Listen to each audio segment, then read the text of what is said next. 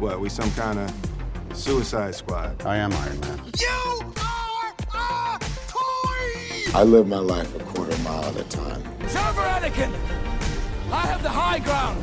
I'm gonna steal the Declaration of Independence. I'm simply saying that life, finds a way.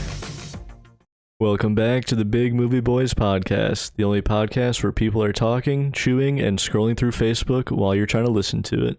I'm your host, Jeremy Baum, and with me as always is Bob Liebel. What's up, everybody?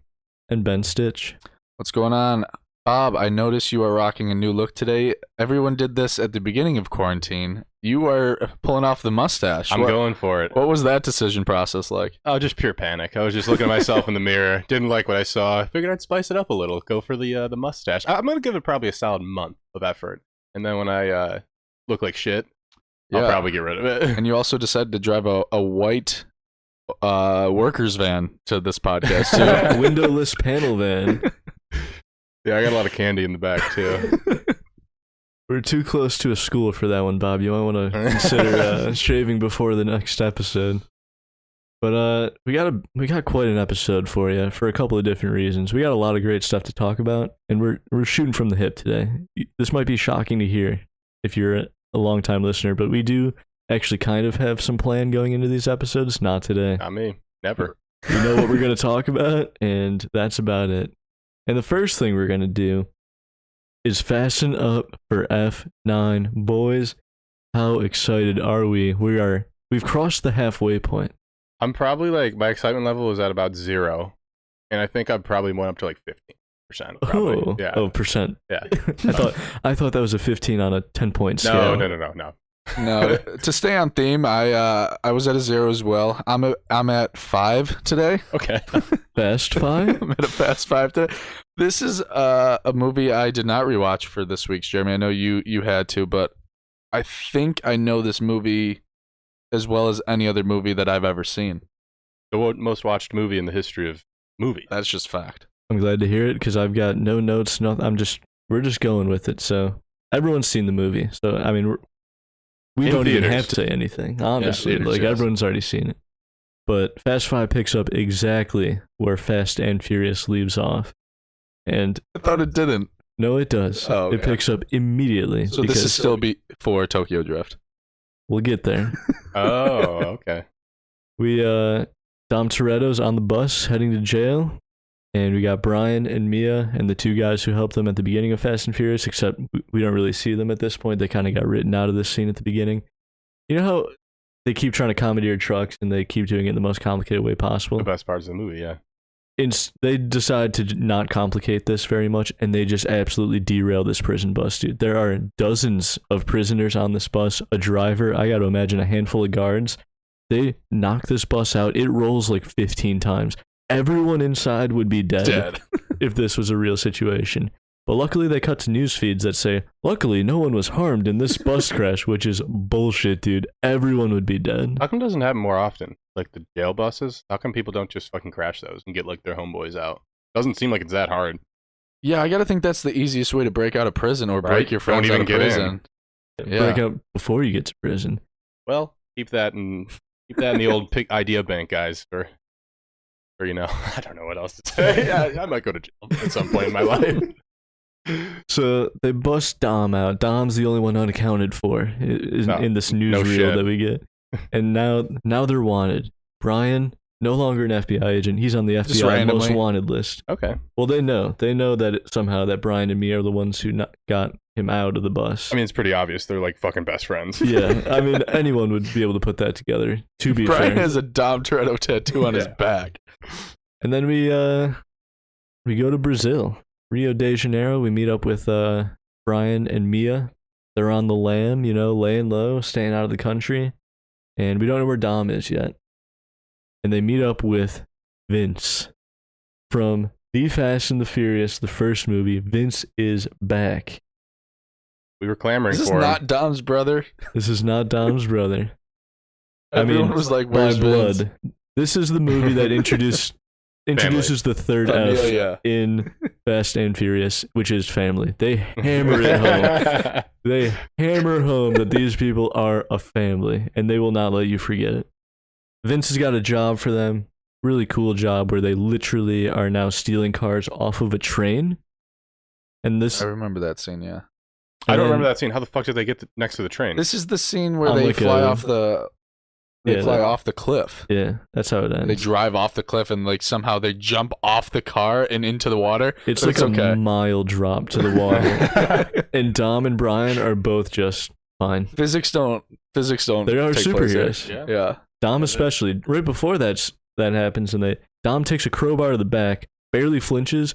Guy tries to hit him again with the crowbar, catches it. He is unfazed, dude. Yeah, so they steal a bunch of cars. They kind of double cross the guy. Like, they're the bad guys in this movie. Yeah. They're supposed to be sympathetic, but they kind of put themselves in this situation. Ben is correct. They drive off a cliff, jump into the water, and then they get captured by the bad guy of this movie, Reyes. He's kind of a business guy who runs all of Rio. He's the kingpin. And He's got a lot of cops in his pocket. he does a lot of crooked. They emphasize all of the crooked cops are chasing you right now, so that when they just kill all of them indiscriminately, they're only killing the crooked cops. Yeah, So it's but okay. isn't Brian like the most crooked cop ever? No, Yes, Yes, but he's killing other crooked cops. So oh, okay, so that's more fine. crooked. Yeah. two wrongs make a right. That's what I've always said. So they escape from Reyes' little capture area, and a couple DEA agents died on the train, and they're pinning it back on Brian and Dom. Wasn't They're them, now though. the FBI's most wanted people. I love that. So who do you call to find the most wanted people in the FBI? The Rock. Dwayne "The Rock" Johnson. There's only one. He shows up in this movie and he is sweaty. This dude is glistening for the entire movie.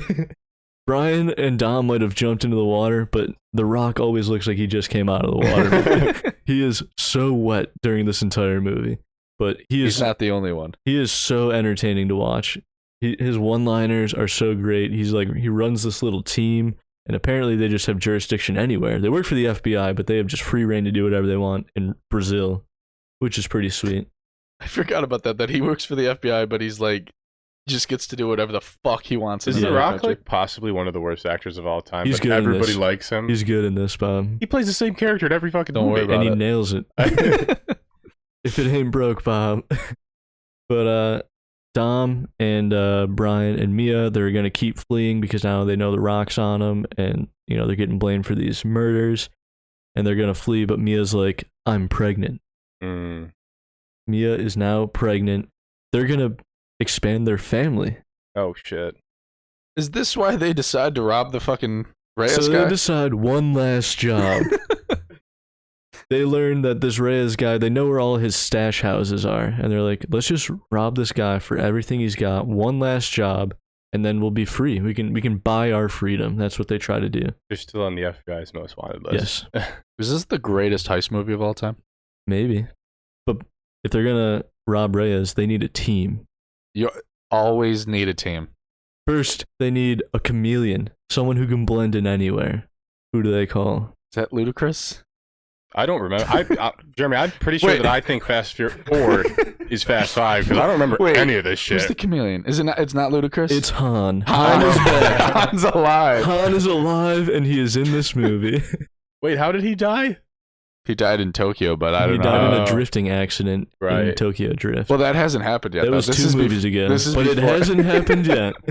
What in Fast the 5, fuck? the 5th movie in the Fast and Furious franchise, the 4th chronologically.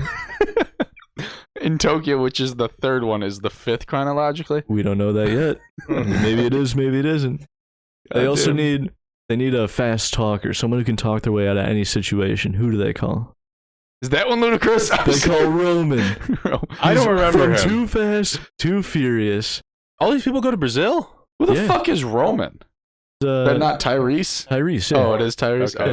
Okay. Oh, he was also. He's the one who didn't like Brian because he became a cop. Exactly. Guys, I know that we say that Fast 5 is the most watched movie of all time, but I'm slowly realizing I've never seen this movie. I think I thought Fast 4 was Fast 5. I remember Brazil, though. You remembered big chunks of Fast 4, Bob. I don't think you've. Does Letty, or whatever her name, she comes back in Yeah, this movie. she's in this movie. Okay, I remember that, and I remember Spoiler. Brazil. How come I don't remember anything else? I'm mixing 4 and 5 together in my head. You've seen both. I have seen both, I'm pretty sure. But I don't know which one's which. They also need a weapons specialist. Ludicrous. Who do they call? Is it Ludacris? Gal Gadot. Oh, yeah. She's back. And apparently she's really good with weapons now. Okay, cool. That makes sense. Her and Han have some great chemistry in this movie. I know that.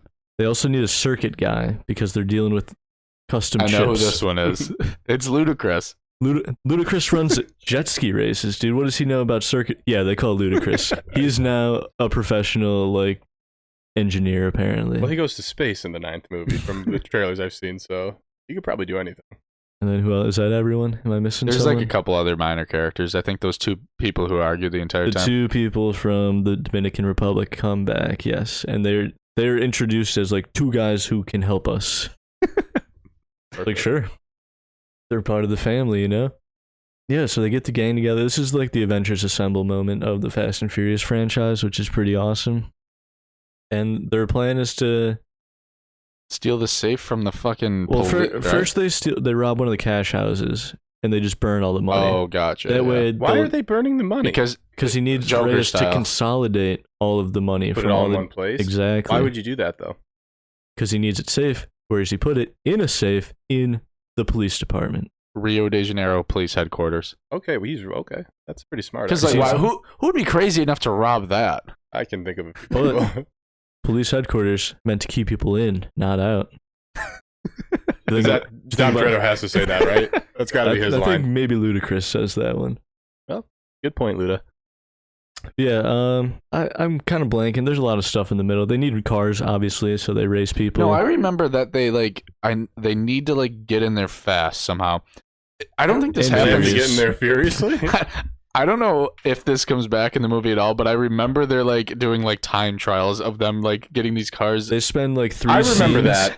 And it never comes back. and it never happens. I remember The that. way they end up stealing the safe is they just fucking pound through it and then attach their cables and get out of there. They never once need a car to be like, I also remember this. you've seen this movie. I am getting Don't slight worry. recall. There's a great scene where they need fast cars for that situation, and they're like, all right, well, let's just go to like the local street racing joint, race some dude for his car, and we'll win, obviously, and then take his car. And the guy... That doesn't make any sense. If their car beat the car they want, why would they not just use the car they have? It's faster than the one they get. need another car. They only have like they one need something car. sportier. They need a Tokyo No, Drift. they only have one car. They need 2 cars. Yeah. That they don't end up using. Either way, they show up to a Rio de Janeiro street racing event, and some guy goes, "You're Dom Toretto. You're a racing legend." That's how well known Dom Toretto is in the street racing Are world. you sure people aren't like, hey, you're Dom Toretto, you're the #1 most They also wanted say fugitive that. in the world? They also say that, but they respect him more as a driver, so they don't, call the police Don't or acknowledge anything. that, So yeah, there's a lot of like heist prep stuff that basically gets thrown out the window because nothing goes according to plan. The only thing I do remember is they need Reyes' fingerprints and Gal Gadot Handprint. and handprint. Hand- Oh yeah, yeah. And Yep. Yeah, but and Gal Gadot and Han are sent to go get that, and he's like, "How are we gonna do this?" She just goes. He touches her ass, and they got the handprint. That's all I know. That's true. That's all That's you fun. need to know. Don't send a man to do a woman's job. That's fun. That's what she said. And then she said Israel has a right to defend itself, which is pretty weird. It's like, oh, yikes. I mean, they're bombing children, Gail. I mean, come on. I don't remember that in this. Is that an F9? And then eventually they're going to execute the plan, right? It's bonkers. They're like, Wait, we is can't Letty do it. alive yet? Did I say Letty's alive? She died, Ben, remember? Shit. And at this point they've got a tracking device on the Rock, so they're like, he's on the other side of town. This is our best window to do it.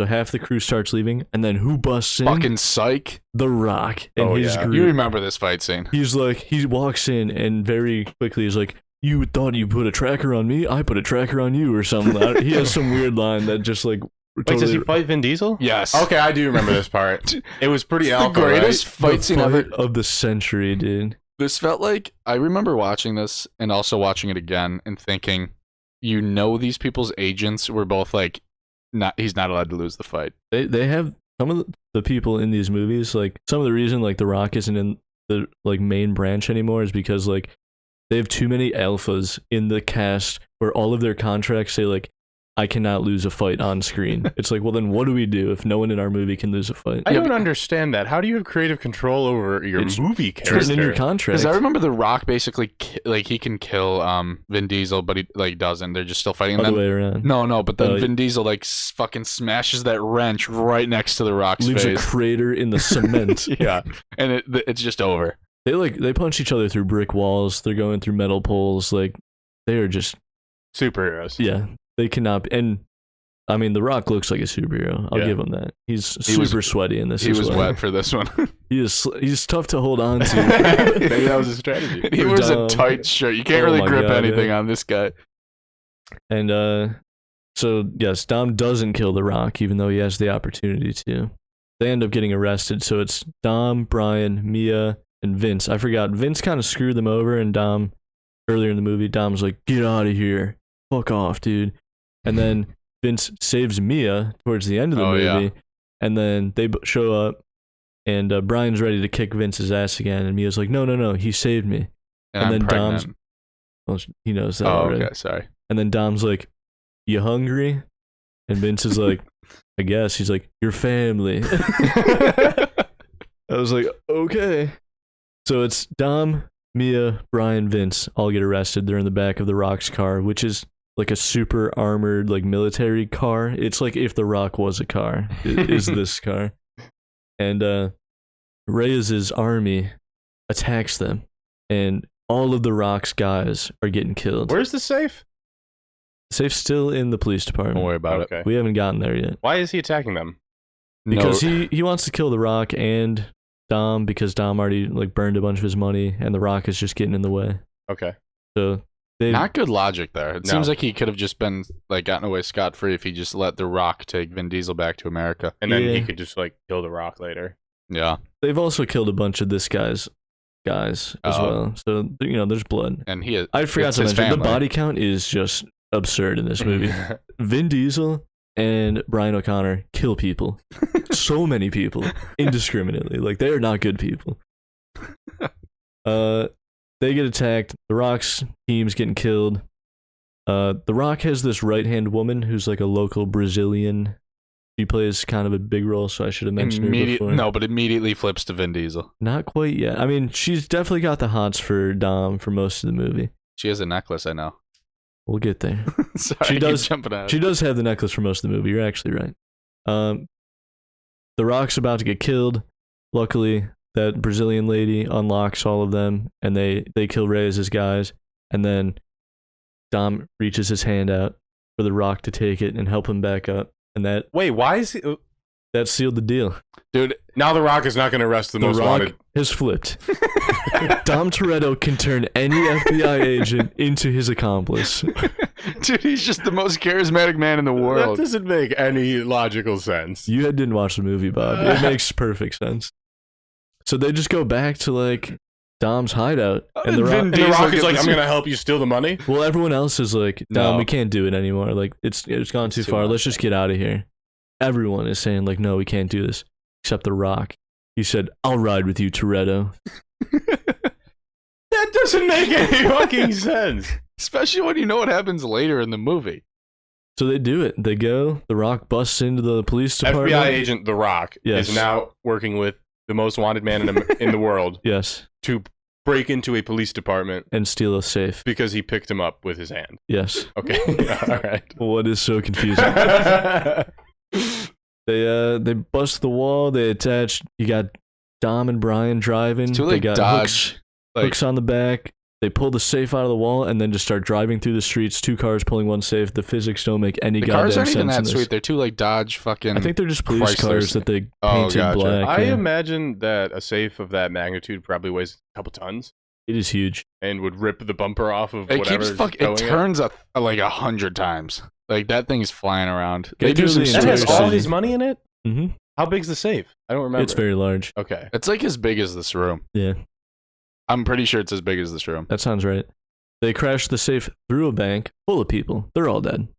Like, there's no way there's not at least one casualty. They're going like 60 with this fucking thing. They're flying. I mean, there's just a lot of driving. It's pretty cool. It makes no goddamn sense, but it's pretty awesome to watch. Eventually, Dom unhooks Brian and tells him to leave, and then single-handedly just controls this thing with his will, dude. Kills all these cops. All the crooked cops. I remember that. It's basically filmed in the Florida Keys. It's like on that road. Yeah.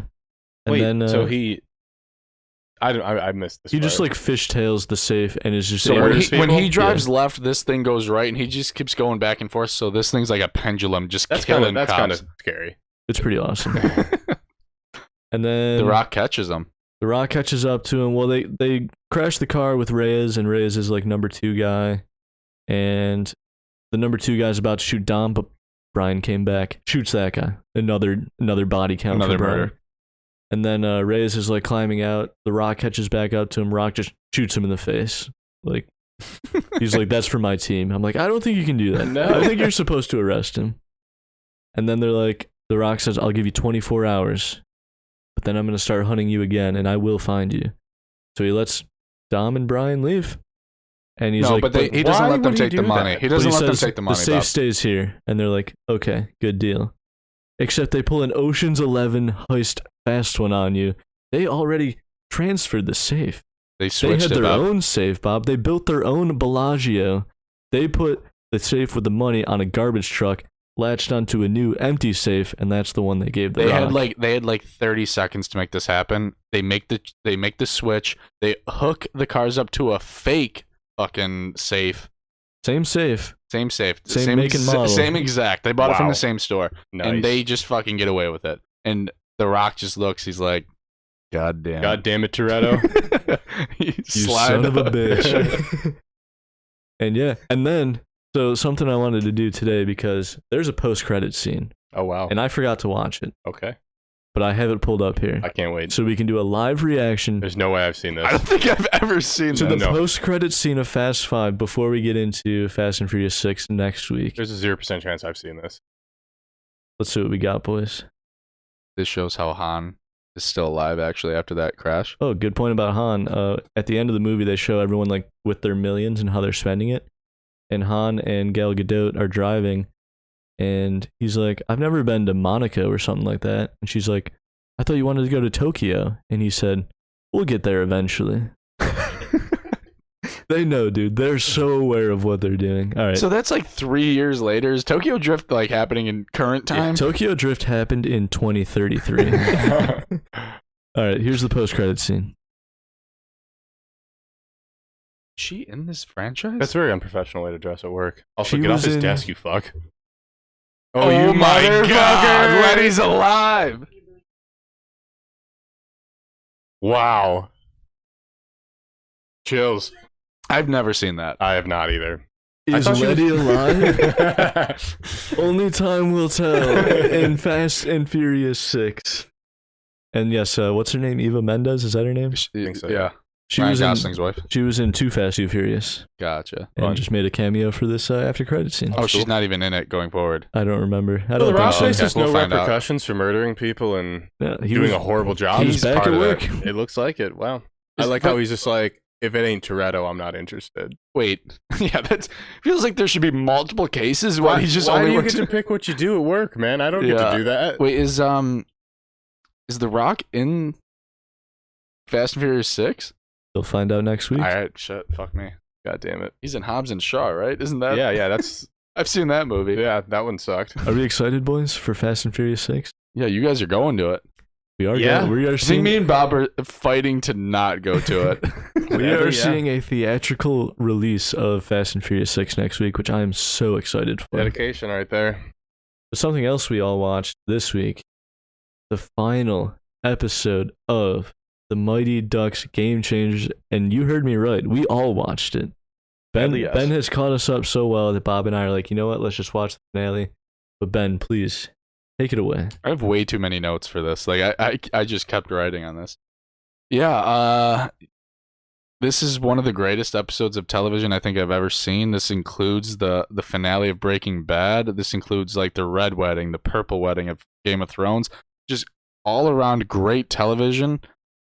And it starts with the Ducks at States. They have their first opponent against the Maroon Marauders. Jerry, you're yes. Good name.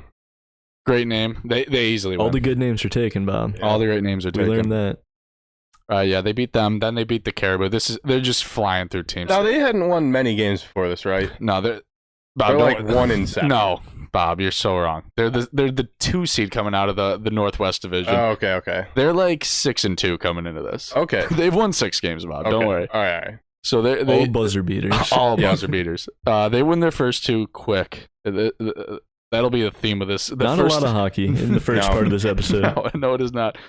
It reminded me a lot of dodgeball. I talked about this a little bit with you guys, like where they're just showing the Ducks going through their side of the bracket. Or I'm sorry, the Don't Bothers going through their side, and then the way Ducks to on the other fucking side. ruin it already, man. Just running through this bracket. The Ducks going through their side, the Don't Bothers on the other side, and then all of a sudden And they face the Lumberjacks, which happens in dodgeball as well. Yes. yeah. But right before the Lumberjacks, Alex and Bombay across the arena in the dark. I'm like, there's gonna be a crazy sex scene here at the I was arena. open for it. They're making you wait for it way too long. But anyways, yeah. Then they play the Lumberjacks. They don't do the thing in dodgeball where they're like The best part in the movie. But it's a tough game. But Coop's parents show up, Bob. I know.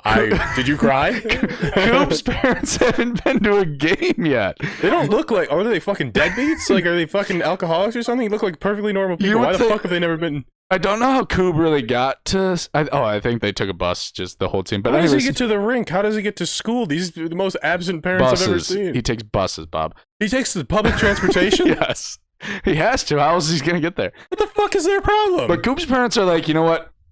Let's go to the semifinal game. They don't wait for the final game. They wait for the semifinal game.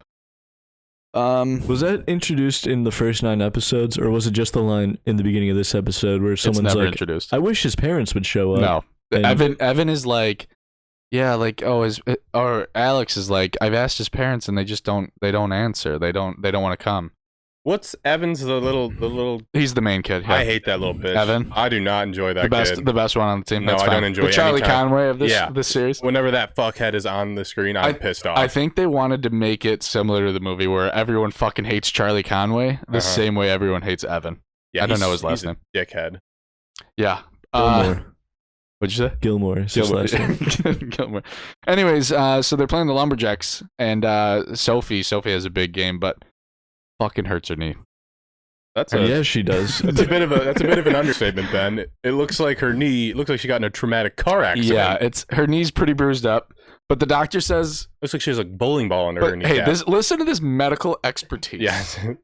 The doctor says you can play on it as long as like it's just a pain tolerance thing. It'll be fine. Your knee will be fine, except if it's hit slightly the wrong way, you'll never walk again. Yes.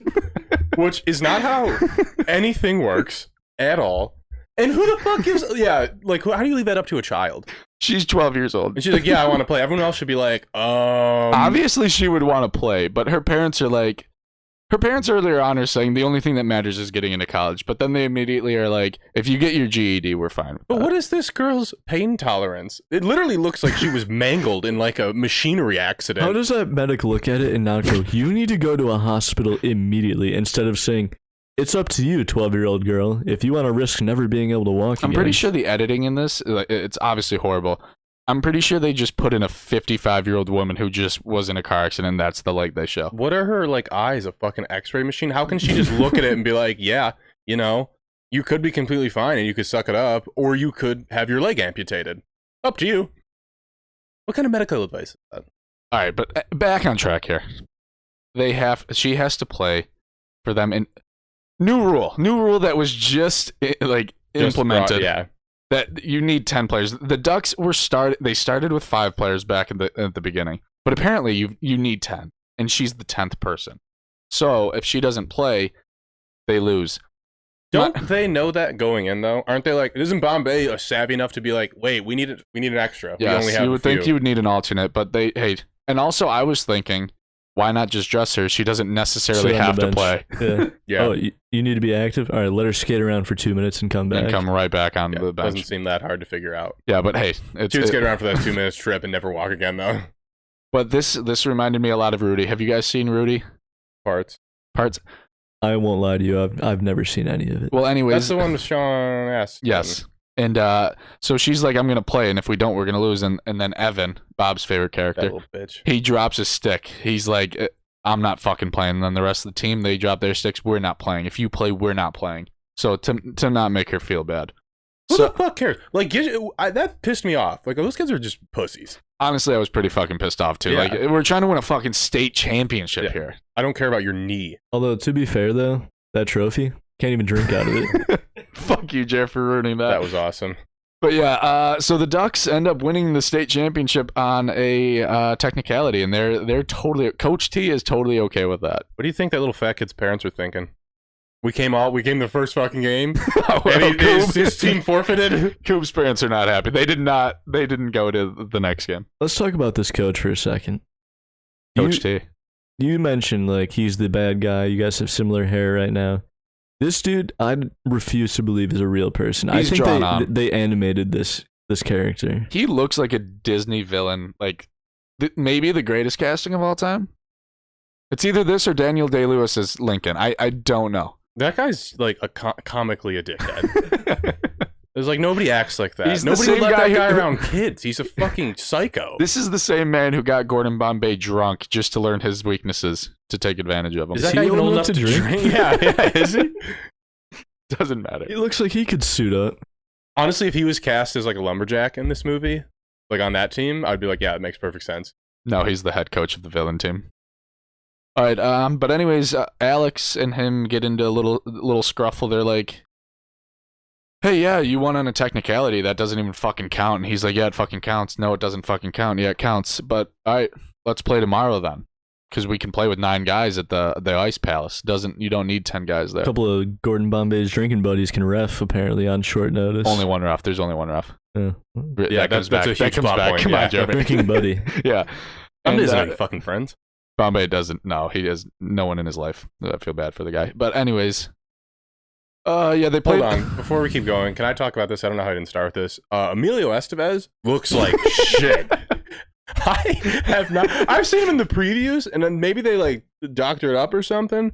But holy fuck, when I first saw him on my screen, I texted you guys. I was like, "What the fuck happened to him? He looks horrible." It feels like he was a balloon and someone blew a little more air into him. He's puffy. He's got that from that alcoholism. You ever see people that have been drinking for years and they're like a little swollen? Watching him in this show makes me understand how this show got greenlit, because he obviously needed this. He looks like a guy who doesn't want to be there, but more importantly, needs the money. He doesn't even like. He's not even trying. All his scenes are just. Got his hands in his pockets Yeah. all the time. Like, he's not even looking where he He needs looks to like look. he's reading off of cue cards sometimes. Well, anyways, they play this. They have to play a game to make the state title official. But what are the stakes? Coach T says, if you guys lose, you're out of the league forever, because I'm sick of fucking seeing you pieces of shit. Which makes sense. I'm sick of them too. But anyways, the Don't Bothers are like, if we win, we get the fucking name back. We're the Ducks. And yeah. Quack. Quack. I love Quack. that. Quack. Because I was like, how the fuck is this still called Mighty Ducks Game Changers? They're not the team. No one even wants to be the Ducks besides Bombay. They're like, all right, I guess we want to be the Ducks. I thought they rallied around this Don't Bothers name, which is, I mean, maybe The Don't one of Bothers Game Changers doesn't have the same ring to it. No. Anyways, so this game happens, and the Don't Bothers get up to a first. They get a 1-goal lead, and then Coach T's like, "There's only one ref, and it's Bombay's drinking buddy. He's not looking at anything. He's hammered. Start playing dirty." And then after the second period, they get a 3-1 lead. But then It's not dirty. It's hockey. it's hockey. Thank Yeah, you. great Yes. line. I Great wrote that villain down. line. It's not dirty. It's hockey. Fucking one of the greatest lines ever. So we're back in the third period. But yeah, they've been playing with these Don't Bothers jerseys all year. They're fucking sick. But guess what? Fucking breaks out the old Ducks jerseys, and of course Evan's wearing Conway. I would assume Sophie has the Banks one on. I don't really know who else. How weird is it that this Aberman guy saved keeps- a bunch of children's jerseys from It's a 30 little- years ago? It's a little odd that they still didn't. They didn't. I have my hockey jerseys. I don't remember turning those in to my coach. But also, your coach didn't keep those, even if you did. What kind of fucking I'm person pretty- does that? He masturbates with those and uses them really as odd. a rag. Yeah, very odd. When you actually think about the logistics of it, that's very, very weird. It's strange for sure. But in the game, they're down 3-1. But then this girl pulls out a sweet move, Bob. You didn't see this one coming. Closes her eyes. 5 seconds. Stand still on the ice. Like 10 With somebody seconds. right in front of her. 10 like, she's a seconds. defender right on her. Ever see someone play with their eyes closed? 10 seconds later, and she he's passes just the like, puck. no, I haven't. Can you show me? And yeah, but this is where Nick the Stick gets his first goal all fucking year. Well, no, I think it was his second goal. Nick had it. That kid is funny. Not as funny as I wanted him to be, but yeah, he's the fucking far. He's the star of the show, for Yes, sure. He's going to be a star. He should be on Disney Channel in every fucking show. Eventually they tie it up. They use that one kid uses a sweet move to get the game tied up. That was nice. The Michigan or whatever. Yeah, I don't know. No, he actually know how called it's something called. different in the show, like pancake. Yeah, or some shit. because he flips pancakes. That's a whole episode. Him flipping pancake. He's a job. I think I skipped over that because it wasn't crucial to the plot, Well, but apparently it came back. Guess what? in It's the very, state very championship. important. But, yeah, so it's 3-3, 30 seconds left. Oh boy, if this comes down to a buzzer beater, I swear to Christ. They pull out something that they have not practiced all year. They've not even said the word. They've not said this phrase, and then Bombay just holds up a letter V. And they fucking know what happens. That doesn't happen, but it happens. Because he's like, you know what we're running. These kids have studied the film from 30 years ago Of Pee Wee hockey. Yep. And they run the flying V to perfection.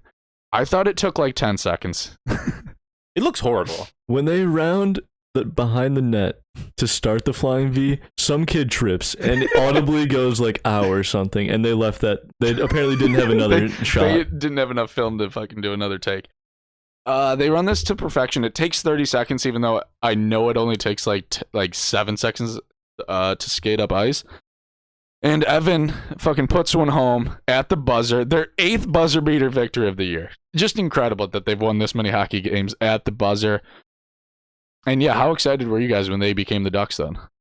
It just made sense. Like, honestly, like when they're like, yeah, we'll play for them, I was like, well, no fucking shit, they're going to win. Yeah, I can't say I was shocked by The hockey in it looked god awful, though. It just, that really takes you out of it. It's not as bad as the movie, but it's not It's definitely great. better than the movie. But the worst part of this show happens at the very end of it when they cover Alex and Bombay and Gatorade, and I'm like, this is gonna be the sexiest Gatorade kiss I've ever fucking seen, and they fucking don't kiss. Just end the show. They just end the show with they become the Ducks, and like they're vamping this up. It's like a Jim Pam situation where they don't get together in season like 3 of The Office. Maybe they're waiting for season 4 of Mighty Ducks Game Changers till Alex and Bombay get together. That was my biggest thing. So we always talked about it in the reviews, and I was like, yeah, no shit. Like, it seemed like so obvious that they were going to get together, and they just did not.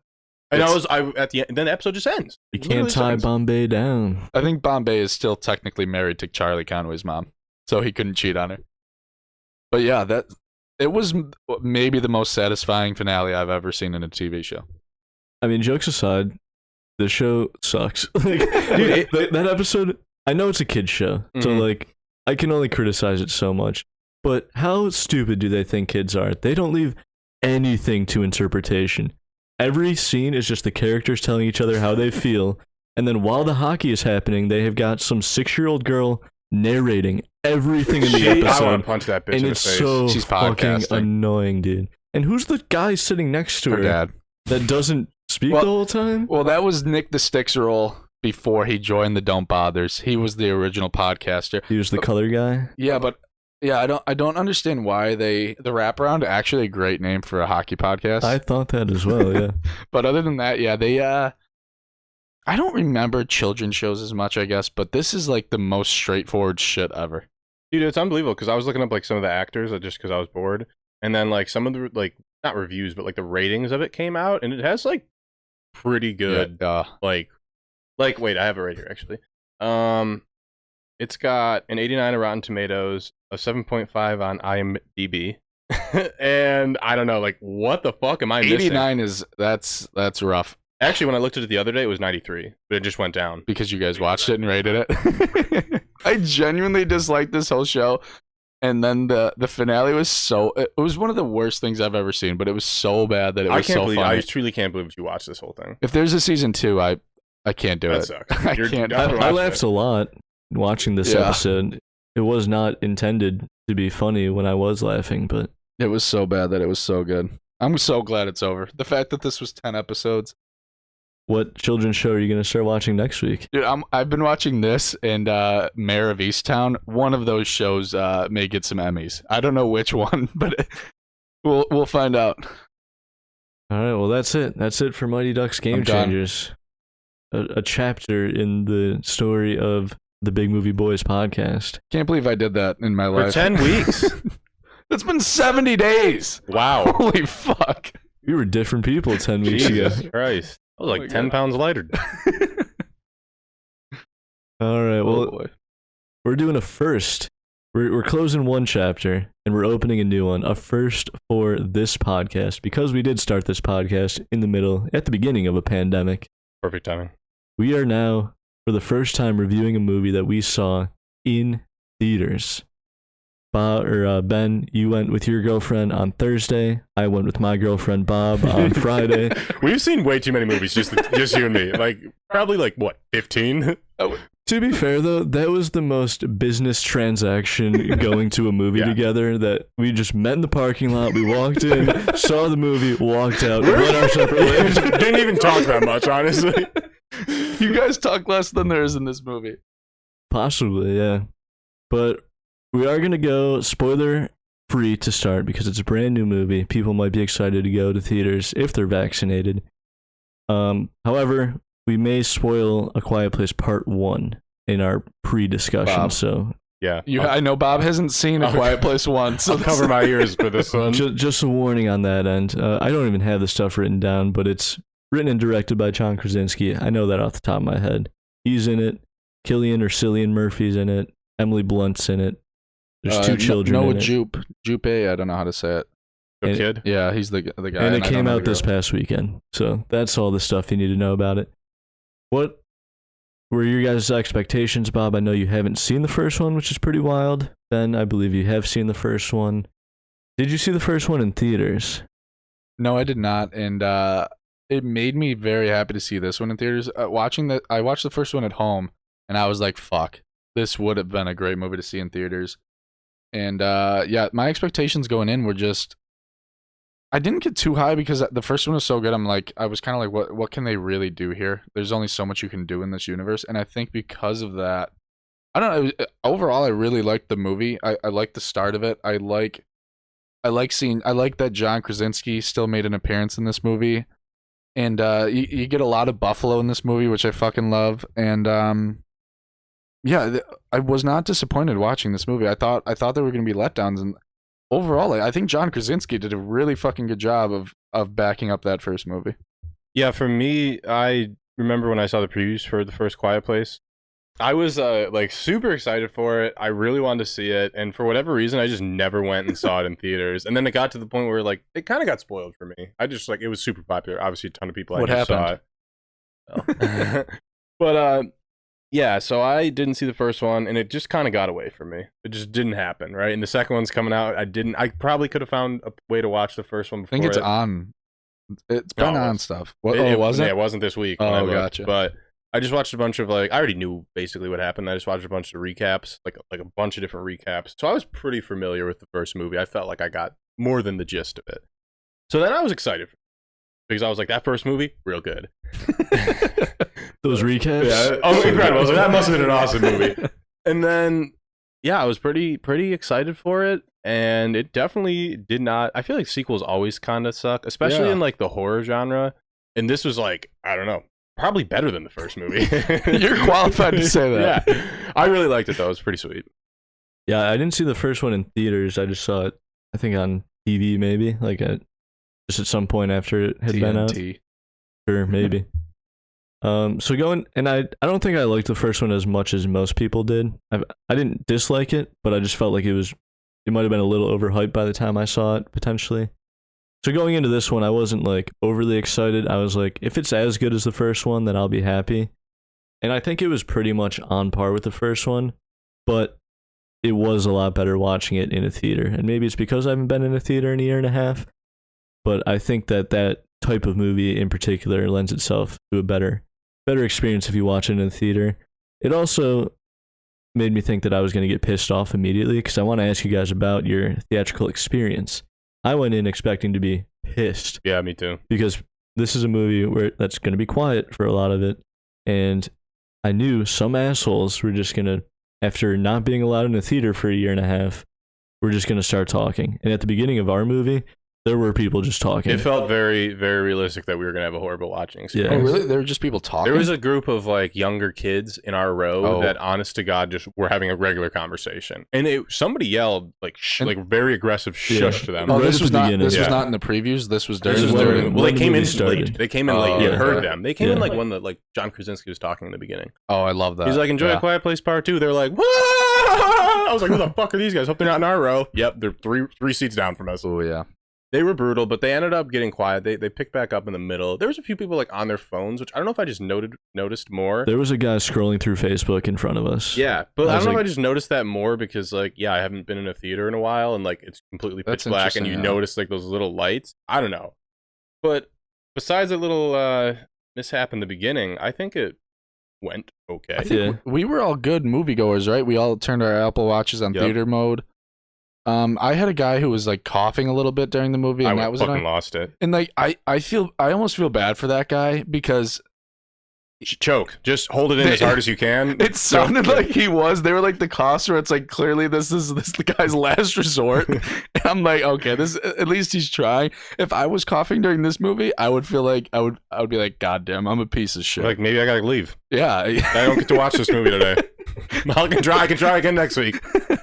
That's honestly, I think that's what was going through his head. Maybe he left because after like halfway through the movie, I didn't hear it again. But the sound in this movie is great. Jeremy, we've both watched Sound of Metal. It's like what I can compare it to, like, because I didn't see A Quiet Place in theater, so I haven't really thought about like sound mixing. You don't really think about sound mixing in movies. It doesn't sound like that when you're watching it at home. That definitely Yeah. like when you're watching it in a theater. The way they used it, like the way they used the girl who's deaf, like to like have her be the focal point of sound is like, I think they do an even better job in this movie than the first. In the first, they kind of just I don't like, remember them doing that so much. Maybe it's because I watched it's it more on so a, when they show her a perspective, TV. they like show it as deaf. But like here, they're like showing her on the screen, and then someone touches her, sound comes on. I'm like, that's That was just pretty cool. sweet. I really like that. Yeah. too. Another theatrical experience thing. I don't know, again, if it's just the fact that I haven't been there in forever, but it felt like they upgraded the sound system in the theater we were in. Yeah. That thing was punching. Yeah, it sounded really good. However, there was a tear in the screen that was very distracting. Oh, really? I did not see that. I won't tell you where it was in case we end up in that auditorium again, but I noticed it during the trailers before the movie, and I almost said something to you about Dude, like, I would have This, been yeah. this I was proves Jeremy's the best friend because Bob would have been like, look at that fucking thing. yeah. there was a thin little tear, and if the picture was dark enough, you couldn't see it, but if it was a very bright Oh. image, you could see it, and it was annoying. Bob, I heard you were a little jumpy during this movie. Dude, every single jump scare got me. Every single fucking one. I did not miss one of them. Every single time I was shitting my Bob pants. wasted his money on a seat. That dude was out of it for most of the movie. He was jumping around over there. Dude, I tell you, every single one got me. Every single one got me. There was a It's so point funny. where, not a spoiler, but the deaf girl is on a train and walking through, and it's You remember like, that scene? Yeah, no, I know exactly what you're talking the tenseness is being built. You know there's a jump scare coming, But and there's a couple. Yeah. And at one point, Bob just goes, "Fuck this train." Dude, it was horrible. I you was just said fuck this yeah, train. Dude, I was so 'Cause there's- so on the edge of my seat. I but- was fucking freaking out. The first one is like when I don't even know what to call them. The aliens. Monsters. The aliens, yeah, because I guess we learned early on they're aliens. We don't know that in the first movie. We're just kind of like left to assume. You still don't know. That's the best I guess. assume they're aliens, but anyways, they that thing flies by and you're like, holy shit! But then Yeah. when the dead person flops out, or, is this a spoiler? That's not really a spoiler, right? I don't know. If you might jump, you're gonna jump no matter what. Bob knew it was coming and still jumped. When that dead person pops up, you're like, holy that one got me the most. It was almost frustrating for me because like some of them do actually come out of nowhere and will scare you, but a lot of them are like so telegraphed. You're like, you know it's coming. Like the music is building, and even then I'm like, it's gonna happen. And I'm like, fuck. Like literally every single one got me. There were two that definitely got me, and the rest was my right side of my body flinching because I was afraid Bob was gonna hit me or something. But yeah, I think we all agreed that it was definitely worth seeing, especially in a theater, 100%. assuming you don't get stuck with a bunch of assholes. I don't know. Are there any other, like, while we keep it spoiler free? It just made me like happy to be at a theater again, and I'm like excited to go. I don't know about you, the previews for mine did not look great. I'm assuming they're the same previews for you, but There's a couple. That's the other thing. When me and Jeremy go to movies, I always after every preview, that looks good. That looks bad. Every single time. I didn't like any of them. Nothing really. Even like I have this movie in the movie draft. during the fucking preview. Oh, yeah. The Conjuring movie. Which I have when seen. she gets pulled off the cliff. I've seen that preview 3 times, and it still scared me. No, that shit gets me every time too. That was how I knew this was going to be a tough one for Bob when he's jumping during the previews.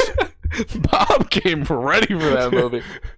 Like I said, it was an excruciating watch for me. No, but like, wasn't it fun to be like back in a movie theater? It And was. like, I know movie theaters were kind of dying before the pandemic, even, and then the pandemic seemed to almost kill some off. But I almost think people being allowed to go back might jumpstart it a little. Like, I want to go see more movies in theaters now. I enjoyed it so much more. Like, it was so, like, we mentioned the sound and, like, obviously the big screen, and, like, it's just the feeling of going to a movie is awesome. And I haven't had that in a while, so it felt great. But there was a moment where I was just like, how much time's left? Like, I really just wanted to, like, pause but this it and is see like what almost I the got left.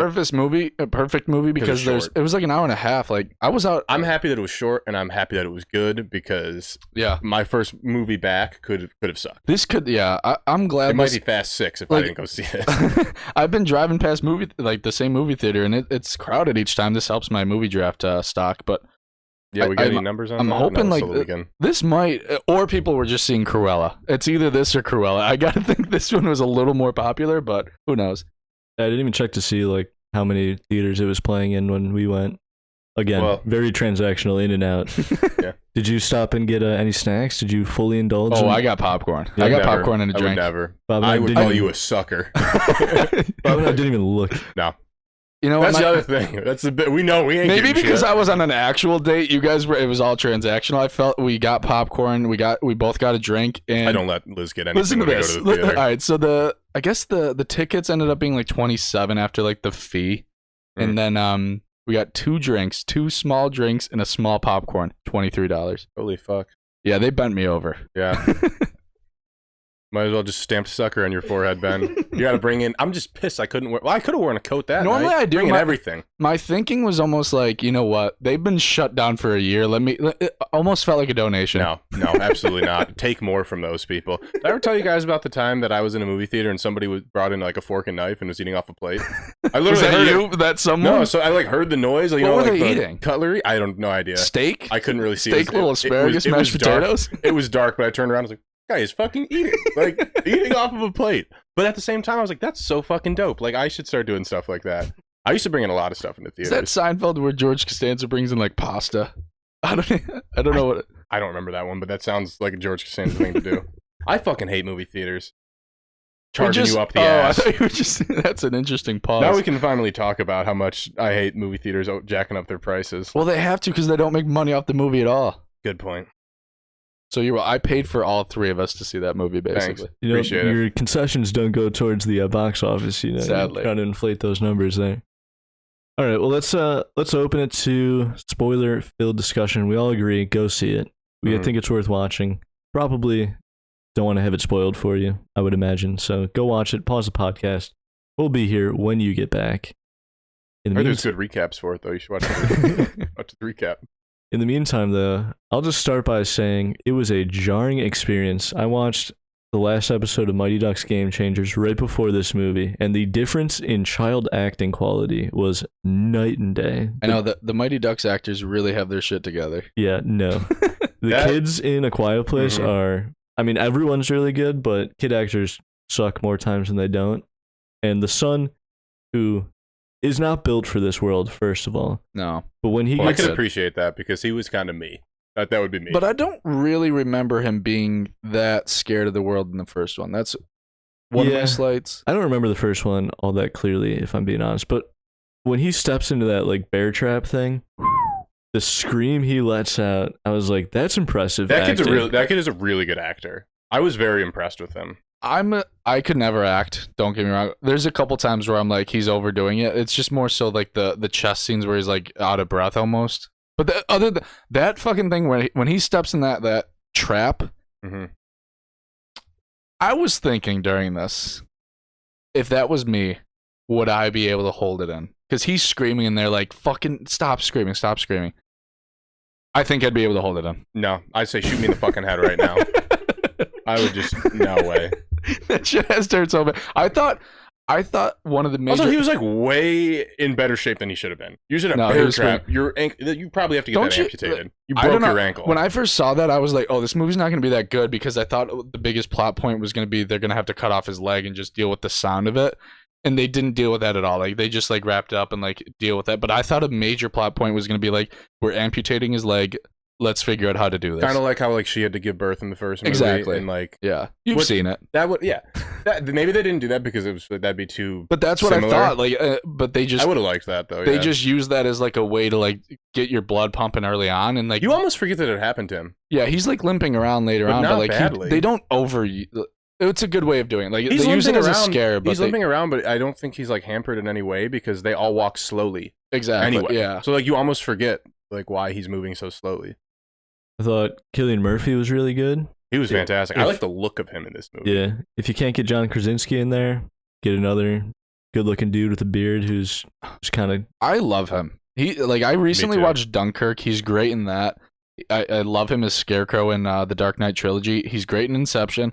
Fuck it, I might fucking watch Peaky Blinders because of that. I've almost watched it because of him. I'm a huge fan of his. He might be in my. He possibly sneaks into my top 5 favorite actors. Definitely in the top 10, maybe top 5. Like we talked about it a little earlier. He's like a step below Tom Hardy. Like, yes. I fucking love both of them. Yeah, like you have like obviously your top tier, like your Brad Pitt, your Leonardo DiCaprio, and then you got like your sleeper, like really good actors are Tom Hardy, the people's favorite actors, or your Tom Holland. I feel like Tom Hardy, Tom Holland, very similar movie stars, but not like upper echelon. Yes. And he's just step below, but I think he could be there.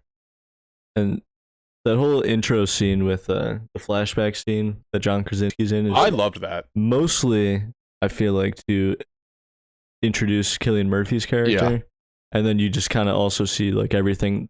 I love the way that they showed that just that comet or whatever, the fire in the sky, and then everyone just like, okay, I guess we're not playing baseball anymore. Like we should probably all just go home, but everyone's like really confused. And then when the aliens, we'll just call them, come in, those things. I don't remember them being that cool in the first movie. They don't really utilize them as much in the first. Those things just truck through everything, kill people instantly. Like, it's wild watching them move around. I thought that first scene was super fucking cool because they like accomplished like 3 different things during it. They show you like how it started. They show you like Cillian Murphy and like that. Obviously, he's gonna come back, and they show you basically like their relationship and how like they start like. They show the relationship with Cillian Murphy and like they show John Krasinski like with his family and like you just kind of assume they knew sign language, but it makes sense that they know sign language and they all know sign language. I don't know. They just did a lot with that scene, and it's also cool because I played at that baseball field. That was my 4th thing, I guess, about that. Yeah, pretty sweet. And then I mean, we move back to they basically have that intro scene, then it's like, here's where we ended A Quiet Place Part 1, and then the movie really starts, like 15 minutes I thought we in. were going to get more flashback scenes, and I almost wish we did. Like, like, the beginning couple days. I kind of almost... I'd like to see how they got their house and everything prepped, and, like, also, how the fuck did they get all that sand? Yeah, but then that could have been, like, That's a lot of sand. Really, honest to God, think about it. That's a shitload of sand. I agree with that. But then this movie's, like, 2.5 hours, and you're like, I don't know if I need that scene where they're getting the sand together. Okay, that's their 100th wheelbarrow of sand. I get it. We can talk about the Buffalo stuff as well, because you mentioned there's the baseball field in North Tonawanda. The shops in East Aurora. That's also in that first scene. And then eventually they do cross the Grand Island Bridge as well, that one was the coolest for me. That one was cool. Because that one was, it's like the fields in NT, you could tell like they shot it a certain way. Like it doesn't look. No, yes. Same with like the shops in East Aurora, like they changed a lot of the storefronts. I mean, I've been on that actual street and it kind of gets the same feel, but at the same time, if you didn't tell me that's where it was, it could have been any other small town in America. You wouldn't have known. Yeah. But the Grand Island Bridge, I saw my house in the background. Yeah. That one was the coolest for sure because it was like, I mean, they were only on it for what, 30 seconds? I texted you guys after the movie of the Leonardo DiCaprio gif of him pointing at the screen. Like that was, is that how you guys felt when that came up? Yeah, no, I did. I was expecting our theater to really start talking then, but no one made a sound. I almost wanted an applause. Like, I'm not even joking. For a bridge? I wanted to applause it. Like, I was excited. It was just like weird because like I don't know, I've like ridden my bike up to that like point of the bridge. Like I've been there before. The and way it's they just very shot odd. it made it seem like that was a beautiful fucking bridge. Yeah, Like, it's a dump.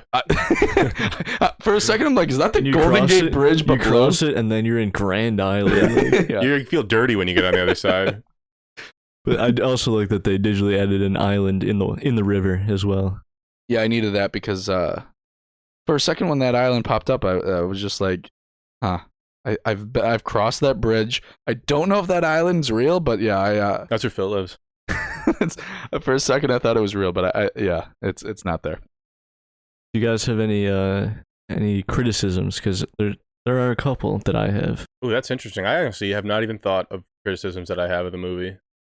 One of them is just the little overacting by Noah Jupe, but yeah, whatever. Like he was really good throughout this movie. The acting's really good all around. One of my only complaints is they use like this really cool way of shooting where they show like 3 different scenes all at once, where like they're going Cillian Murphy and the deaf girl are like approaching the boats. Noah Jupe is like almost getting stuck with the oxygen, like, and getting away from one of the aliens, and I think Emily Blunt like getting shit together. But then they use like the same exact tactic at the end with killing both the I almost want to call them demigods because That's what they look like from they Stranger look Things. exactly like that, which is why I think Even when their of, face opens up, it's like I think of exact- 11 like yeah. completely when I see that. But like they use it again. It's cool both times, but I almost think like I wish I would have just seen it once. Like maybe just save it for the end or just do it at the beginning. But honestly, that's just nitpicking. Like I can't think of anything deeper than that. I honest to God like cannot think of really anything. I would have to really really nitpick at Yeah. something. I mean, my main criticism is the same I had for the first movie, where it's just like sometimes characters make dumb choices for no reason. Noah Jupe's entire like arc in the middle of this movie Yeah. makes no goddamn sense at all. He just It felt like decides, they were just like, he's a really good actor. We need to use him. What do we write for him?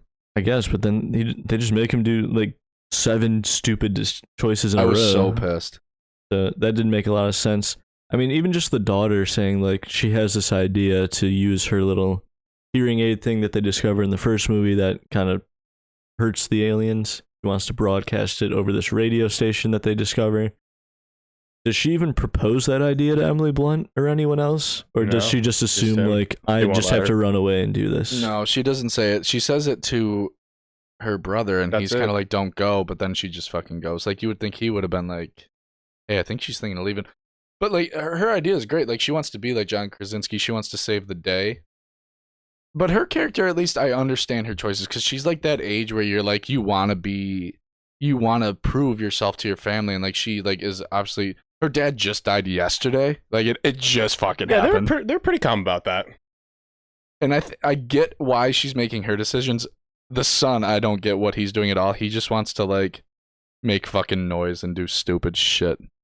And then the entire time that Cillian Murphy and the daughter are on their adventure, I'm like, Emily Blunt still doesn't know where you guys are. Like, you just totally abandoned. Like, you could No, have. she thinks they're coming back You could that have day. walked right back and said, "We have this plan. We're gonna go do this." But instead, you just kept And we going can all forward. go together. Yeah, we can But- all do and this. I thought they were going. It seems like that's the logical step, and you just kind of go with it because they just keep going. I was genuinely mad that they didn't do that. But then when they have the boat scene and then the basically just the boat tribe of Yeah. people who fucked them up, no way they get out of that then if they have all of them there. Good So point. like it worked out for the better. Like if Emily Blunt's there, like they're all killed.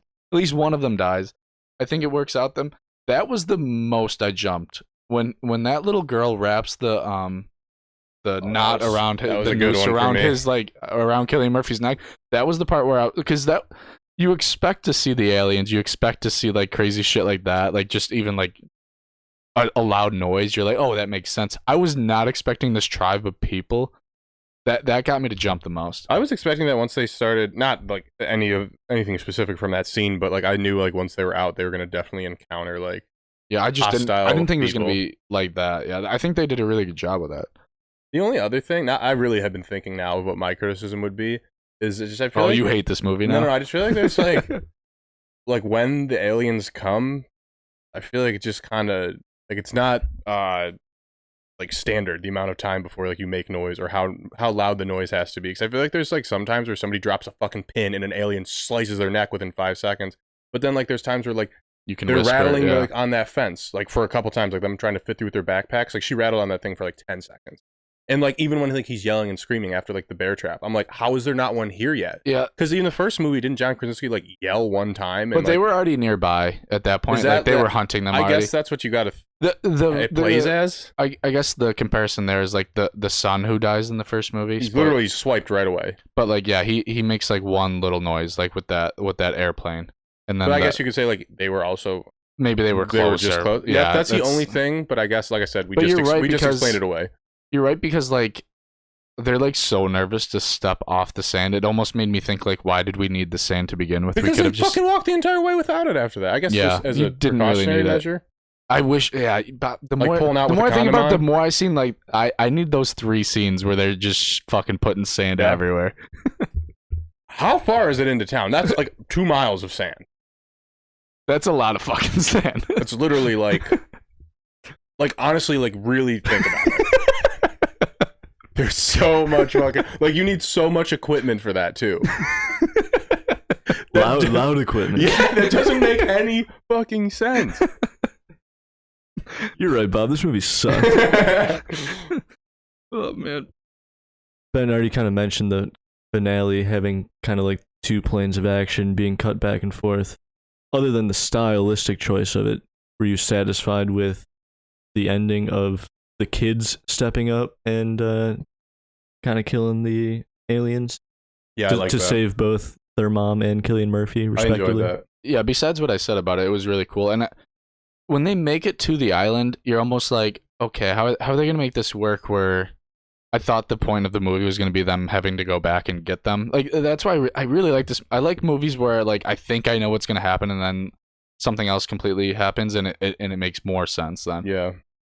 My biggest complaint with that then, though, is that the random alien, the boat just randomly makes it to that island and then is able to kill all of those people. That didn't bother me. I Didn't bother thought you? that was cool. Yeah, okay. Yeah. I mean, they needed a way for it to happen, so For I'm shit to get okay with fucked up, it. Yeah. But and then when the kids step up, like she's the smartest one in this movie. It amazes me that it took. Maybe this is what it's been like a year, 470 something days, I think. It's so a year just and a over a half. year. So I guess it makes sense that they haven't been able to figure it out. But you're telling me they couldn't think of any way to start chomping down these aliens? I Most don't know. people on the island didn't give a shit, right? The people on the island don't give a fuck about the mainlanders, but I like how they explained it that they had like 12 boats ready to go and only 2 made it out. And yeah, when what's his? I'm gonna butcher his name and I don't even know it. The guy on the The island. actor, Yeah.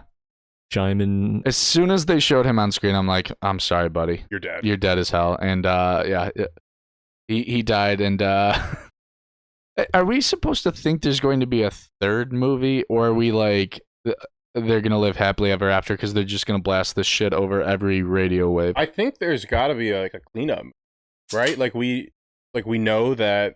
I mean, now we know that they can't cross water, they can't swim. We now know a way to kill them with the fucking sonar or whatever the fuck that is, frequency that makes their brains fucking melt. Like, I feel like with those 2 things that we know now, I feel like there's definitely a plan or at least a path that they could figure out a way to get rid of these aliens. And I think that is probably what is going to be the future going forward. But like knowing that they can't swim, I just feel like there's like that island. There's a lot of people that are living a very different life right now. You know, like in this world. It's like how big does where do they land? Is it only like these small islands and they just got lucky that no one landed Hawaii there? doesn't even know what's going on. That's what I'm saying. Like, is there like what is the size of like the island? Like where there's not the rules aren't clear. Yeah. But I feel like you could figure it out, and I feel like there's definitely gonna be a Quiet Place 3. I was gonna ask, do you guys Has want to be. a 3rd one? I'd be fine. I'd honestly be fine. The first one was so good. I'd be fine if they just if they didn't make a second. And I do hate that they're doing sequels for everything. That's just what people have always done. That's what fucking Hollywood always is. But the second one was really good. So like, yeah, why not make a 3rd? Yeah, you were right, Bob, when you said the second one's better than the first one, I think. Yeah. But like when this first came out that there was gonna be a second one, I was like annoyed, but then it was like cool because it was being filmed in Buffalo. But then I was also like, oh, I hope it doesn't suck because it's being filmed in Buffalo then. Because it'd be cool if more movies somehow came back here.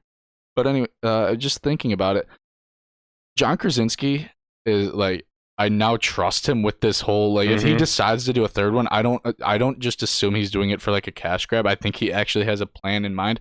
I don't think he wants to just do it. I think he's set with money. Like, I think The Office is rolling in money for him. He doesn't need it just for that. I think if he does the third one, like, I trust him now.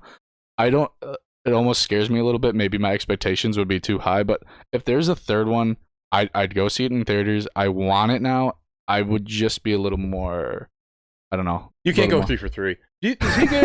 Does he give you like a Jordan Peele vibe? I feel like if he makes another movie, not another Quiet Place movie, but he makes another movie and it's another like hit like this. Yeah, a different movie. Because like, where you're just like, everything they make, I'm going to see from here on out.